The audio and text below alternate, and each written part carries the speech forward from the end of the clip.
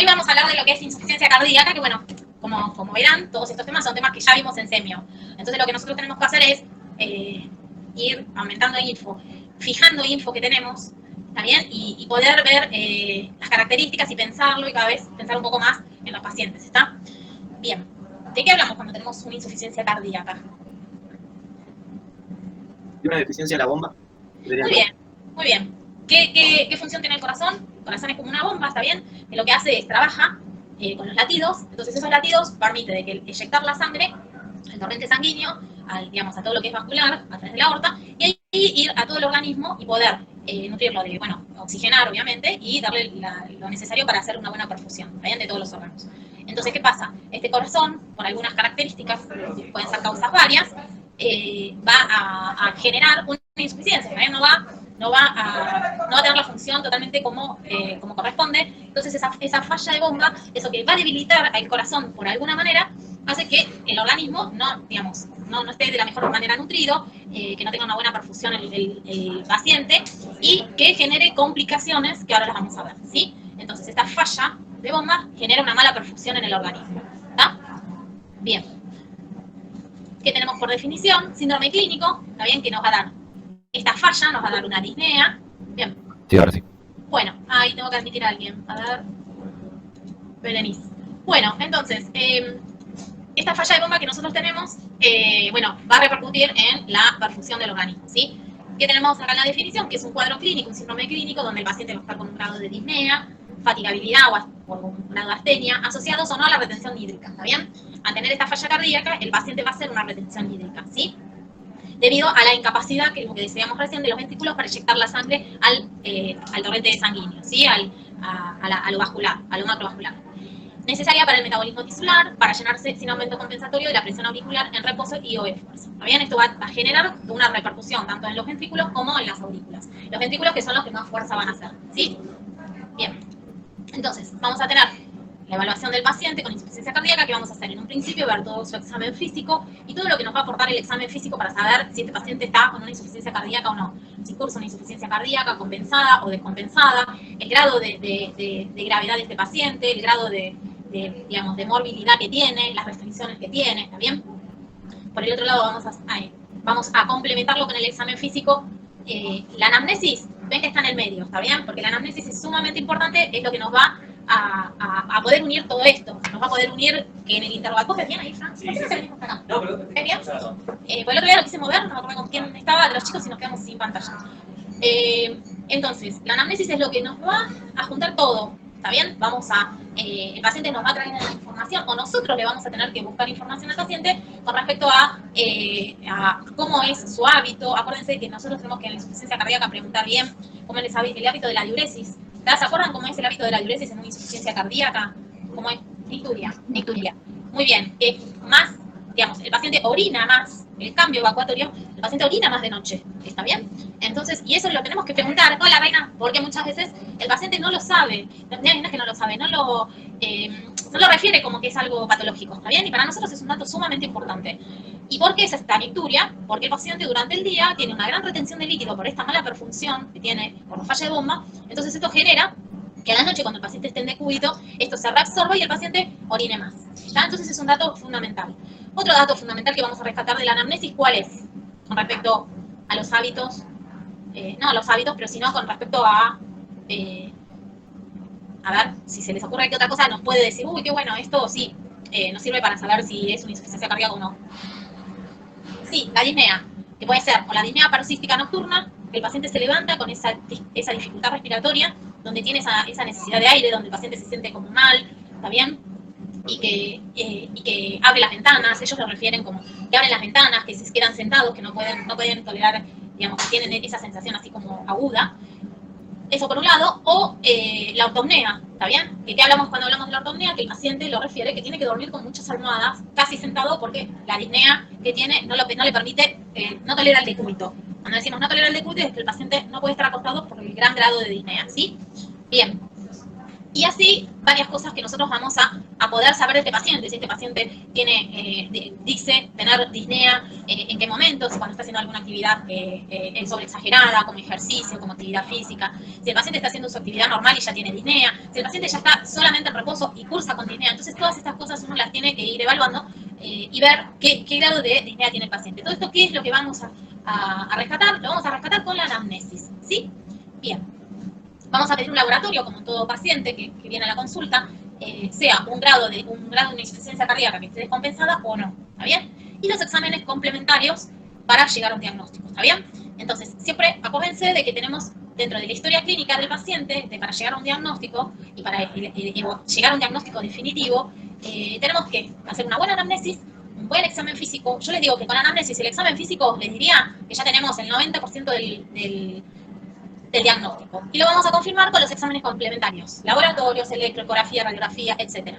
¿Ya? Esto es como que nos complementa y nos confirma el diagnóstico. Pero ya la sospecha diagnóstica ya la tenemos con una buena anamnesis y un buen examen físico. ¿Sí? ¿Vamos bien?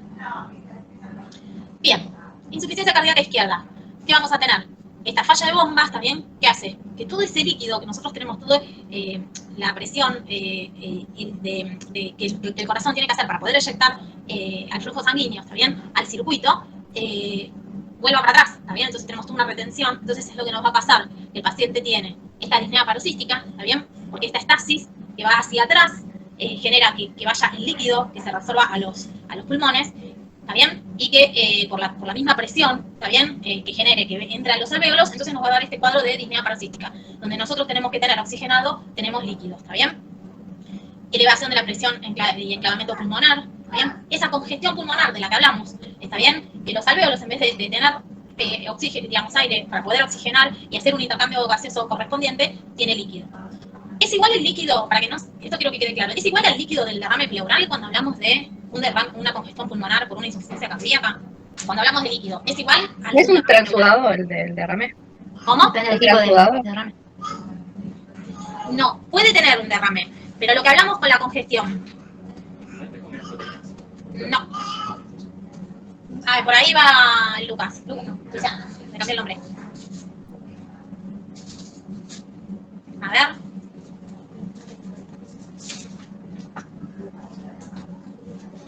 ¿No? ¿Alguno me lo podrá explicar? ¿Cuál es la diferencia entre el líquido de un derrame pleural y el de un edema agudo? ¿Ven esto? ¿El pulmón? ¿Ven la imagen? Sí, sí. ¿Ahí qué es lo que les dividí? Se los hice lo que sería virtual, ¿está bien? El pulmón que tiene, habíamos dicho, las dos pleuras, ¿está bien? El formato del pulmón. Tiene las dos pleuras, ¿sí? Nosotros, por alguna causa, se junta líquido. Entonces, ¿qué pasa? Ese líquido, imagínense que en el medio hay líquido. ¿Tá? Entonces esto que era virtual, un espacio virtual, se empieza a separar las pleuras con líquido adentro. ¿Ahí va bien? Imagínense que este es el líquido. ¿Está bien? ¿Se dan cuenta? Sí, sí. ¿Dónde está el líquido? Entre la separación de la pleura parietal y la pleura visceral. Esto está junto por diferentes causas infecciosas, por líquido, puede ser por una insuficiencia cardíaca o por lo que fuera, este líquido aumenta. Va aumentando y se para. Entonces, entre medio, que tenemos líquido de estas características. ¿Sí? Hasta ahí va. ¿Ven el líquido? ¿Se dan cuenta? Esto es una cosa. Lo otro es que nosotros al tener el alvéolo, imagínense en el alvéolo. ¿Está bien? A ver, para que se den cuenta, tenemos el alvéolo, ¿está? En el alvéolo, al venir la presión tan elevada, ¿qué pasa? Viene la presión del vaso, cuando hace el intercambio del vaso con el alvéolo, al tener la presión tan elevada, lo que va a hacer, el intercambio va a quedar líquido dentro del alvéolo. Entonces, el alvéolo, en vez de tener aire, esta presión va a tener líquido adentro del alvéolo. No sé si es como la imagen para que se den cuenta. Este es el alvéolo, ¿está? Lo que es mi mano. Cuando hace el intercambio, al tener la presión aumentada y el líquido este, que no se eyecta para atrás, se va para atrás, por la diferencia de presión hidrostática, este alvéolo, en vez de tener aire, en ese intercambio le va a quedar líquido. Entonces, el líquido va a estar adentro del alvéolo. ¿Está bien? Entonces, lo vamos a escuchar como rales. ¿Sí? Diferente al del derrame pleural. Entonces tiene mal intercambio gaseoso porque es el alvéolo que no está pudiendo, en vez de tener oxígeno para hacer el intercambio, va a tener líquido. ¿Sí? ¿Ahí lo entendieron? ¿Sí? Bueno, ¿vamos bien ahí? Sí. ¿Entendieron más o menos? Sí, se entendió, se entendió. ¿Sí? Esas son las dos diferencias. Porque después capaz que cuando uno les dice tiene líquido, El líquido no es que está entre las pleuras. Hay dos maneras de estar el líquido. Está o adentro de los alvéolos, como está en una insuficiencia cardíaca descompensada, o en las pleuras. Bien, bueno, entonces, ¿qué vamos a tener? Esta disnea paroxística nocturna, que el paciente se despierta con esta ansiedad, con esta necesidad de aire, un cuadro de ansiedad, digamos, de alteración, porque obviamente es una sensación horrible la falta de aire, la elevación de la presión pulmonar, la congestión pulmonar, este líquido que vamos a tener en los alvéolos por esta congestión, esta tos que va a irritar, está bien, y vamos a tener tos, estos crepitantes que nosotros vamos a escuchar, porque ese es el líquido que tenemos adentro de los alvéolos, está bien, en la parte terminal del pulmón, esas sibilancias que va a generar este mismo cuadro, un esputo sanguinoliento, y a veces lo van a encontrar como asalmonado, porque está mezclado entre la ruptura de capilares con un poquito de sangre, entonces le da un color asalmonado, ¿está bien? Esta taquipnea, este paciente con una frecuencia respiratoria y también puede aumentar la frecuencia cardíaca, las dos, taquipnea y taquicardia, aumento de la frecuencia respiratoria, y el paciente viene con ese aumento de la frecuencia respiratoria con esa dificultad respiratoria, ¿está bien? Agitación, puede tener un grado de confusión mental dado a la hipoxemia, dado a que al no estar bien, no está cumpliendo bien la función de bomba, tenemos una cierta disminución de la oxigenación a nivel central y puede que el paciente tenga confusión. Ortopnea, como decíamos, el paciente ni se nos ocurra decirle vamos a acostarlo porque el paciente lo matamos en esta situación, ¿está bien? El paciente está no tolera el decúbito, no lo podemos acostar bajo ningún punto y es contraproducente también que lo hagamos. Bueno, la taquicardia que dijimos, la disnea del esfuerzo, la fatiga y la cianosis, ¿está bien? Vamos a tener por un lado esta cianosis que genera la mala perfusión que tenemos en el paciente, y por el otro lado, esas livideces que hablábamos el otro día, que es ese color marmóreo, como vieron así, vieron cuando ustedes tienen frío, que se les marca así, como si sería marmolado, esa mala, o reticularis también se le dice, bueno, todo eso es por efecto de la mala circulación, ¿está bien? Y la cianosis es sumamente importante. El paciente generalmente viene en esta postura, inclinado para adelante, para poder mejorar la mecánica ventilatoria, ya que está sumamente afectada, ¿sí? Bien. Bueno, la insuficiencia cardíaca es la parte derecha. El paciente también presenta fatiga, ¿también? Tiene un aumento de la presión venosa periférica, ¿está bien? Este paciente más hacia lo derecho va a tener ascitis, toda esa acumulación de líquido lo va a tener en la región abdominal, también esplenomegalia y una hepatomegalia importante, donde nosotros ahí vamos a hacer el reflujo hepatoyugular, acuérdense, entonces tenemos que hacer la maniobra de contraer bien la parte del hígado y vamos a ver cómo tenemos todo, digamos, todo como para atrás, pero para el lado derecho, entonces tenemos un aumento de la ingurgitación yugular, las vamos a ver, la ingurgitación. Habitualmente no lo tenemos que tener ingurgitado, pero imagínense que si hay toda una estasis del lado derecho, es como que todo lo venoso va a aumentar la presión y va a aumentar la ingurgitación yugular, ¿sí? Esta puede deberse a causas secundarias de enfermedades crónicas del pulmón. Vamos a tener lo que es la distensión yugular o la ingurgitación yugular. Puede que este paciente tenga trastornos gastrointestinales con anorexia. Y el aumento de peso es debido al aumento de líquido, ¿está bien? De que se va a ir, este líquido se va a ir hacia todo lo que es periférico y va a aumentar el edema. Y el edema en las zonas declives. Esto es característico que lo busquemos porque... ¿Qué pasa, Marta? Esto es importante que lo vean porque los edemas se dan en las zonas declives. Si el paciente está deambulando, lo vamos a ver en los miembros inferiores. Y si el paciente está acostado, ¿dónde lo vamos a ver? En la zona sacra. Muy bien, en las zonas de decúbito, en la zona sacra. ¿Está bien? Entonces tenemos que buscar. ¿Cómo buscamos los edemas? Apretando los reparos óseos y ver si queda marcado la fobia o el edema. ¿Está bien? ¿Sí? Bueno. Sí, sí. Se ve.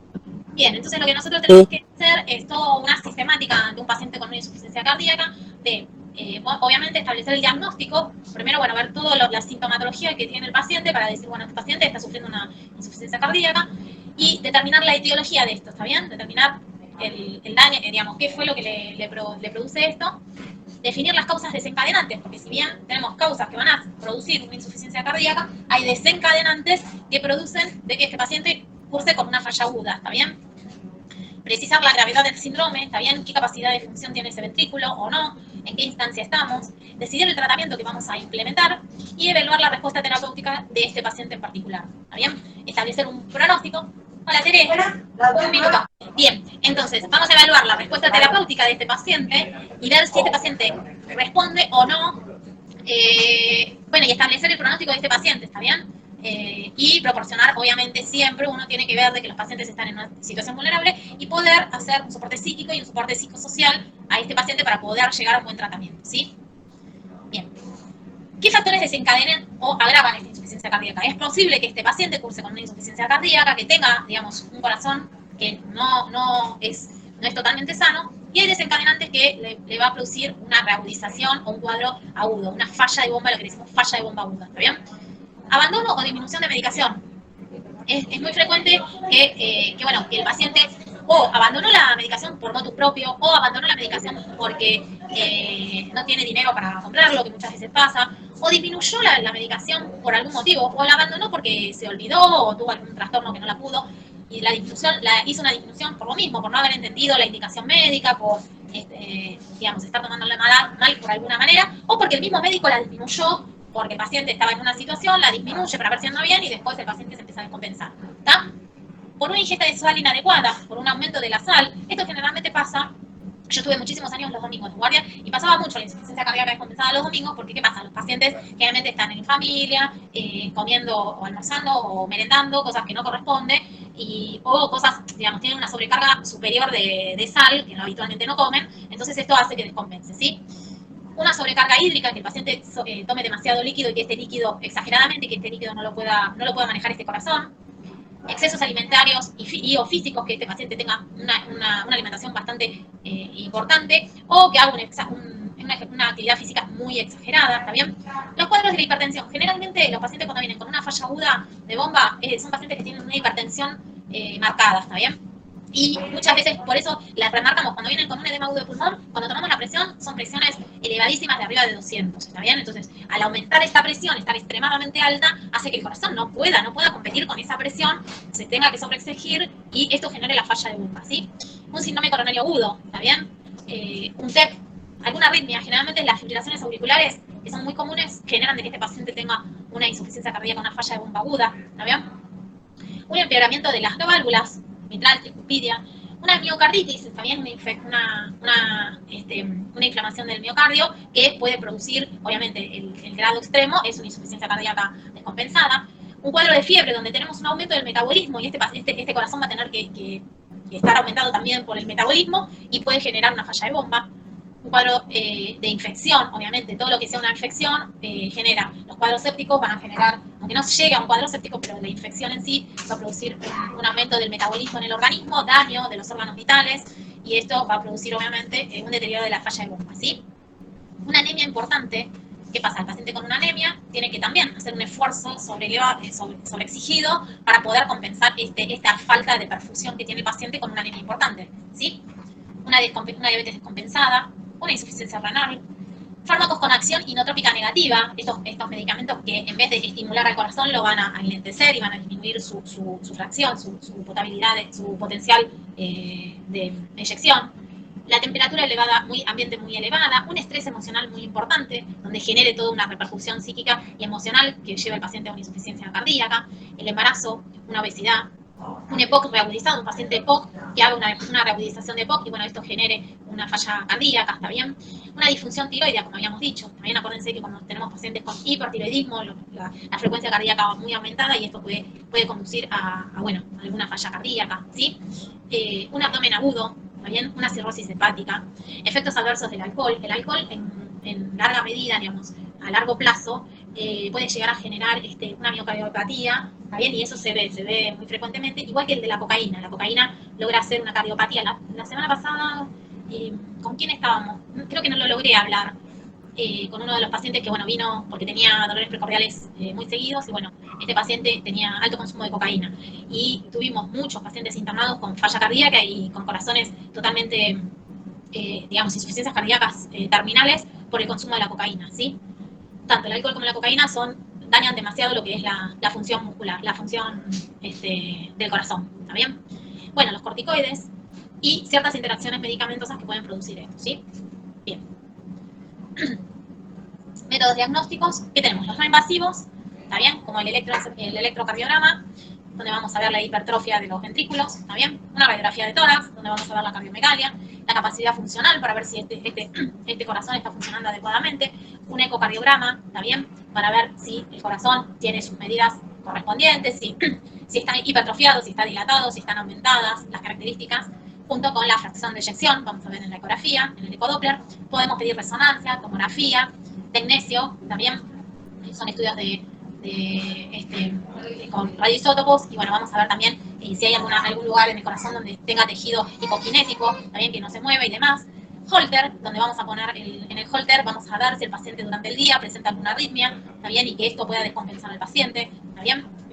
Y los invasivos, una monitorización hemodinámica, que es una cine coronaria, para ver si tiene una radiografía, para ver si este paciente tiene algún trombo o alguna situación que le pueda estar descompensando. Y por último, en los casos donde nosotros sabemos que es un cuadro de una insuficiencia por una hipertrofia muscular del corazón, en estos pacientes la toma de biopsia para hacer el diagnóstico, ¿sí? Eso generalmente se da en los pacientes jóvenes que, bueno, tienen una hipertrofia, una cardiopatía hipertrófica, y que generalmente son chicos que capaz que se hace el diagnóstico a tempranas edades, ¿sí? Bien. Bueno, pedimos el electro, donde vamos a buscar si tiene taqui o bradiarritmia, si tiene aumentado o disminuido el sinusal, si tiene una taquicardia, ¿está bien? Y ver si es un aleteo como previo a una fibrilación auricular, ¿está bien? La fibrilación auricular ya lo van a ver, pero acuerden que tiene las características de ser un pulso irregular, de uno al otro no coincide, y desigual, que los voltajes también son diferentes, ¿sí?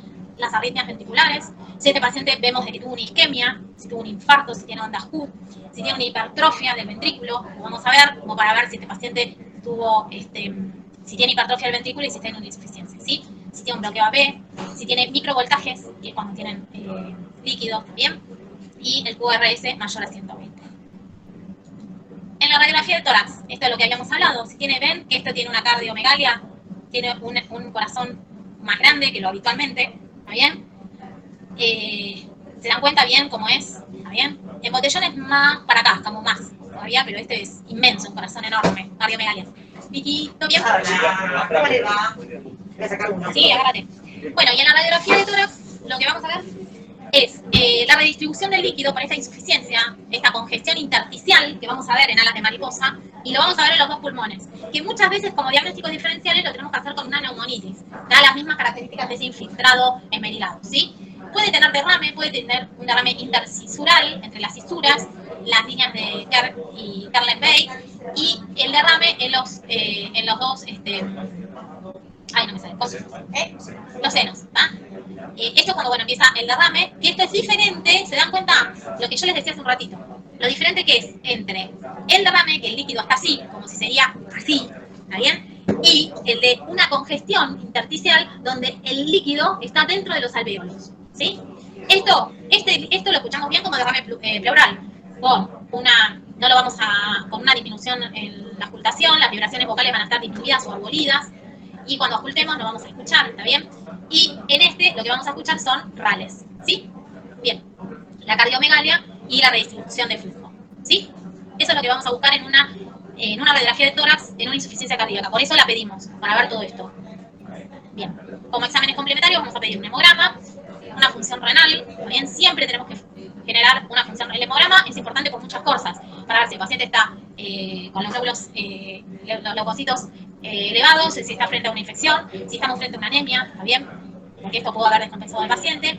La función renal puede estar alterada y la tenemos que ver, evaluar, para ver qué grado de manejo tiene este paciente de líquidos, porque capaz que está con una insuficiencia renal y nosotros está sobresaturado de líquido, entonces tenemos que ver el grado. Las alteraciones hidroelectrolíticas está bien para ver cómo está el potasio, cómo está el cloro, cómo está el sodio, para ver todo esto.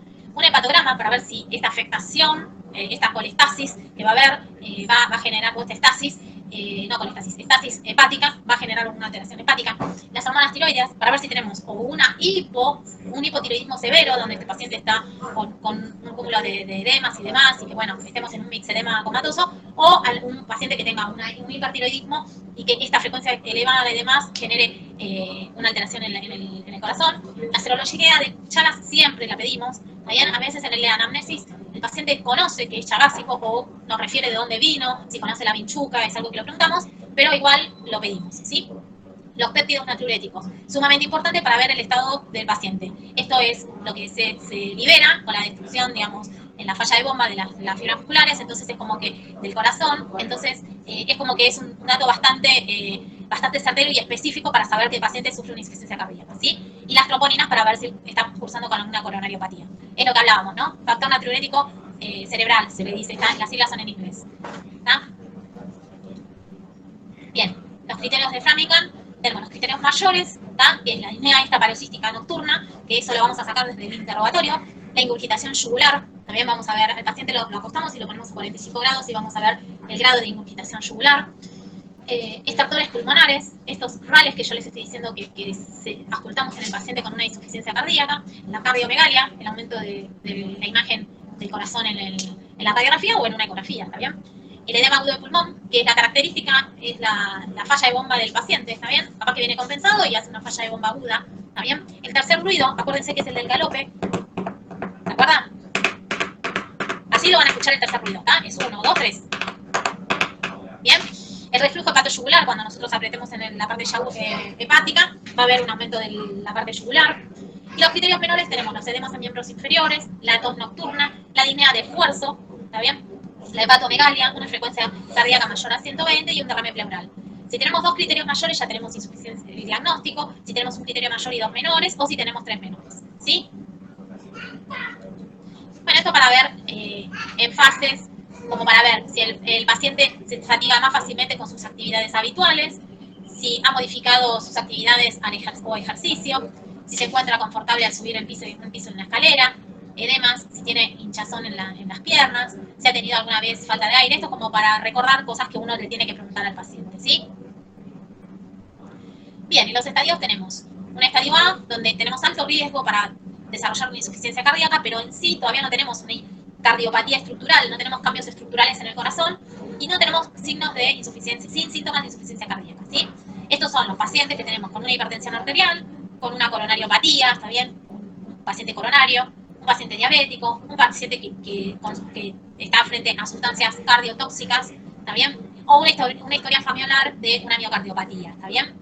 Entonces, este paciente aún no tiene cambios en las estructuras del corazón y no tiene síntomas, ¿sí? Pero bueno, cuando pasamos al próximo estadio, ahí sí, ya tenemos una cardiopatía estructural. Ya el paciente tiene cambios en su estructura del corazón, estamos en un estadio B, pero sigue sin síntomas de insuficiencia cardíaca, ¿está? Podemos tener, esto puede estar produciéndose porque haya tenido un guión previo, entonces tenemos cambios en las estructuras, tenemos una disfunción sistémica, ¿tá? Tenemos una valvopatía asintomática, es decir, hay algún cambio estructural en el corazón que nos esté hablando de que nos va a dar una insuficiencia, que tenemos cambios de insuficiencia cardíaca, pero todavía la sintomatología no es florida, ¿está bien? Ya cuando pasamos al estadio C, tenemos una cardiopatía estructural, pero ya con síntomas, ¿sí? Entonces, este paciente tiene disnea, fatiga, digamos, algún cambio estructural en el corazón que ya nos está dando sintomatología, ¿sí? Y el estadio 4 o D ya es más refractaria y tenemos que hacer intervenciones especiales. Tanto en el estadio donde ya empieza a dar síntomas, tenemos que ir al tratamiento del paciente, ¿está bien? Tratar al paciente. Y obviamente que cuando ya es más refractario tenemos que intentar toda la sintomatología, digamos, ir mejorando toda esta sintomatología del paciente en una forma más específica y controlada, ¿está bien? Y a veces se hace difícil, muchas veces es refractario, como que al mínimo cambio el paciente se descompensa, ¿sí? Bien, como tratamiento.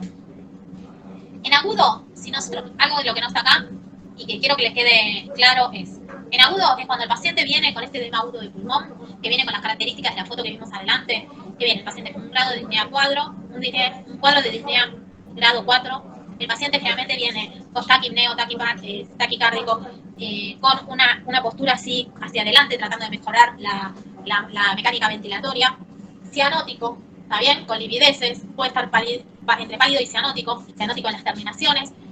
Puede que lo encontremos si es una insuficiencia global, que lo encontremos con derrames. Y este paciente generalmente tiene una hipertensión severa, lo que le decíamos, que es generalmente lo que lo llevó a este cuadro. Tiene hipertensión de 240 y demás. ¿Qué tenemos que hacer frente a este paciente? Obviamente, oxigenoterapia, no hacerlo que se acueste el paciente, sino que se mantenga sentado. Y tenemos que ir disminuyendo la presión. ¿Cómo la vamos a bajar? Con NTG. Vamos a poner una ampolla de NTG diluida en 250 en el suerito y vamos a ir con microgoteo, ir controlando la presión constantemente. Tenemos que tener el manómetro de la presión constantemente. Si es que no tenemos un monitor, tenemos que controlarlo manualmente, permanentemente. ¿Por qué? No tenemos que permitir que la presión baje más de un 10%. Tenemos que ir bajándolo de a poquito, ¿está bien? No podemos ir de 240 a 140 porque hacemos una hipoxia cerebral y es peor. Entonces tenemos que ir bajándolo lentamente, ¿está bien? Agregado al suero que le vamos a poner, como decíamos la otra vez, si estamos en una insuficiencia cardíaca, el paciente está lleno de líquido, le vamos a poner, un suero a 28 gotas o a 7 gotas. A 7 A gotas. 7 gotas. Perfecto. Lo vamos a tener el suero con una fisia y un destroza al principio. Bueno, vamos a poner destroza mejor, pero porque el fisio, como tiene sodio, va a retener más líquido. Igual muchos ponen fisio. Lo importante es que le pongan a pocas gotas. Bueno, vamos a ponerle a 7 gotas. Yo prefiero una destroza por las dudas para no llenarlo de sodio. Mantenemos la vía, ¿ok? Vamos a ponerle una sonda vesical para hacer el control de la diuresis en este paciente. Y vamos a ponerle la NTG por un lado y vamos a hacer, ¿qué podemos hacer para poder ir eliminando líquido en este paciente? ¿Qué medicamento le vamos a dar? Diurético. Y vamos a empezar con furosemida para que el paciente empiece. Por un lado, con la nitroglicerina lo que hacemos es una vasodilatación como para eliminar, como disminuir la poscarga, ¿está bien? La fuerza que el corazón tiene que hacer para vencer esa presión. Entonces, al disminuir, dilatamos las arterias, es como que disminuimos ahí. Y por el otro lado, en la precarga le sacamos un poco de líquido, ¿sí? Con diuréticos. Eso es en lo agudo. Una vez que compensamos al paciente, en ese paciente, ¿qué vamos a escuchar? Rales que van desde las bases hasta el ápice. Depende del grado de compensación del paciente. Vamos a escuchar un tercer ruido que va a estar galopando. Puede que sí o puede que no, pero bueno, son cosas que podemos encontrar. Y un paciente con incrustación yugular. Este paciente está en ese estado y tenemos que ir mejorándolo. ¿Está bien? Con mucha ansiedad, con mucha... va a tener esta necesidad de oxígeno, lo va a excitar al paciente, va a querer sacarse el oxígeno. Van a ver cuando hagan guardias que el paciente se quiere sacar el oxígeno, pero es por este grado de confusión que puede llegar a tener. ¿Sí? Bien. En ese momento, ni se les ocurra preguntarle cómo se llama, cuántos años tiene, qué medicación toma, porque pobre no puede ni hablar. Así que en ese momento tenemos que mejorar y todos los datos los vamos a adquirir de algún familiar, no del paciente, porque pobrecito no puede ni respirar. ¿Sí? Bien. Entonces, en un paciente, para las medidas generales, en el tratamiento que vamos a tener. Primero, medidas generales, que es adherencia al tratamiento, tratar de incentivar a que este paciente haga el tratamiento como corresponde, cuidado con el peso, ¿está bien? Que el paciente no genere sobrepeso, que esté cuidado esto. Con la ingesta de sodio, ¿está bien? Remarcarle que la ingesta de sodio es proporcionalmente a su cuadro, a la gravedad, ¿está bien? Cuanto más ingesta de sodio tiene, más grave será el paciente. Con la ingesta de líquidos, y muchos líquidos como gaseosas y cosas, digamos, líquidos que tienen sal, también restringirlos.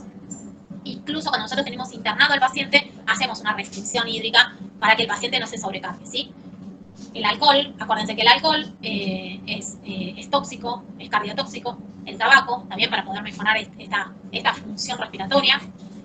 Controlar la actividad sexual del paciente, que no sea muy extensa hasta que no esté bien determinado el cuadro que le puede llegar a descompensar. También el tema de los viajes, el trastorno del sueño y la depresión son todas cosas que nosotros tenemos que abordar en un paciente que tiene una enfermedad crónica y bastante avanzada, ¿sí? Como tratamientos le vamos a dar beta bloqueantes como para bajar un poco esta frecuencia cardíaca, es decir, el paciente se estresó, corrió un colectivo, lo que fuera, y la descarga adrenérgica lo puede llegar a descompensar. Entonces le damos beta bloqueantes como para poder mejorar el cuadro. Carvedilol, bisoprolol son los cardioselectivos y es lo que más se da, ¿sí? Esta advertencia que hay que decirle al paciente que lo tiene que tomar todos los días y nunca le debe faltar, ¿está bien? Porque si no, si deja de tomar de un día para el otro los beta bloqueantes, los beta bloqueantes lo que hacen es bloquear, ¿está bien? Entonces hay una upregulation y aumentan los receptores. Al aumentar los receptores, el día que nosotros no bloqueamos, tenemos, en vez de 10 receptores, tenemos 20, entonces todos esos receptores van a estar ávidos y vamos a generar un efecto contraproducente. Entonces, tenemos que ser muy claros cuando le decimos al paciente que tome los beta bloqueantes, que no los pueden dejar de tomar, que se tienen que asesorar, que el paciente no quedarse sin la medicación, ir un tiempo antes a que el médico le dé la medicación. No pueden y le tienen que decir la gravedad de dejar de tomarlo de un día para el otro. ¿Está bien? Esto ustedes lo tienen que tener internalizado como para poder transmitírselo al paciente. Los IECA, o los bloqueadores del receptor de la angiotensina, los IECA, que es el enalapril, los bloqueadores, que es el losartán, muchas veces el enalapril, el captopril, el enalapril es el caballito de batalla que usamos siempre, pero a veces genera tos, alguna dificultad, entonces tenemos que cambiarlo al losartán, valsartán, todas las líneas, pero son un poco más caros, ¿sí? El enalapril es más barato. Bien, espironolactona o eplerenona, que son ahorradores de potasio. Esto depende del guionograma que vamos a encontrar en el paciente. O otro diurético que usamos también es el Laxis, que es la furosemida, ¿sí? Cardiodesfibrilación implantable, resincronizador. Esto es el caso que estamos frente a un paciente con una arritmia, que bueno, tenemos que ver que el paciente no genere arritmias y que en los casos extremos, y obviamente en los casos extremos, trasplante o corazón artificial, ¿sí? Bien. En el estadio A, tratar los factores de riesgo del paciente y un ejercicio físico adecuado como para que este paciente pueda tener una buena calidad de vida siempre tratar el tema de la dieta, de dejar todos los hábitos que puedan producir cardiotoxicidad, ¿está bien? Y, bueno, ir controlando al paciente sin que aparezca ningún trastorno, ¿sí? En el estadio como drogas podemos usar los IECA, que son protectores cardíacos, entonces usamos en enalapril, o el losartán o alguno de esos en pacientes con enfermedad vascular o diabetes. Bien, esta medicación la usamos en estos pacientes. Generalmente los pacientes diabéticos siempre lo usamos, ¿sí? El enalapril. Si no se puede, algún bloqueador de la renina, de la angiotensina. Bien, en el estadio B, igual que en el estadio A, le agregamos, digamos, seguimos con IECA o bloqueadores del receptor angiotensina y agregamos betabloqueantes en pacientes que consideremos apropiado, también, y que no estén contraindicados los betabloqueantes. En el estadio C, también, igual que en el estadio A y la B, acá vamos a hacer una restricción de cloruro de sodio, ¿está bien? Vamos a disminuirle extremadamente lo que es el sodio al paciente. Y las drogas de rutina le vamos a agregar diuréticos por la retención esta de líquido que tiene, los IECA y los bloqueadores, betabloqueantes, puede que también busquemos antagonistas de aldosterona. Muchas veces a estos pacientes se le tienen que dar digitálicos, como la digoxina, que bueno, lo que produce es aumentar la fracción de eyección. ¿Está bien? Bien. Y, bueno, y eventualmente los dispositivos externos que se ponen en el paciente, ¿sí? Y en el estadio 4, bueno, ya es como la parte terminal de la patología, ¿también? Entonces tenemos que hacer todas las alternativas, todo lo que dijimos previo, ¿está bien? Y tenemos que ir como marcha artesanal, ir viendo el funcionamiento del corazón, bajando, subiendo la medicación. Generalmente estos pacientes tienen internaciones repetidas, ¿está bien? Y bueno, tratar de hacer todo un soporte, digamos, desde lo psíquico, desde lo emocional, desde lo social, es como que es un poco más delicado porque este paciente ante lo mínimo desencadenante, cae en una falla de bomba, ¿sí?